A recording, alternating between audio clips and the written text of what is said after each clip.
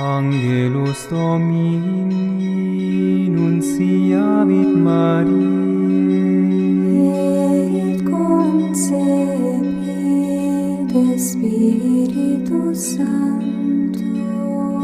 Ave Maria, gratia plena, Dominus tecum, benedicta tu in mulieribus,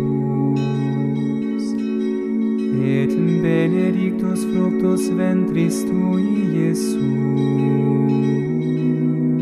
Sancta Maria, Mater Dei, ora pro nobis peccatoribus, nunc et in hora mortis nostrae. Amen. Ecce ancilla Domini, Fiat mi secundum verbum tuum.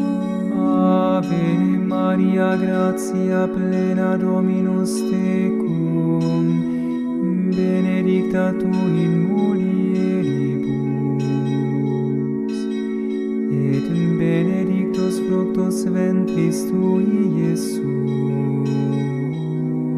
Sancta Maria, Mater Dei, ora pro nobis peccatoribus, nunc et in hora mortis nostrae. Amen.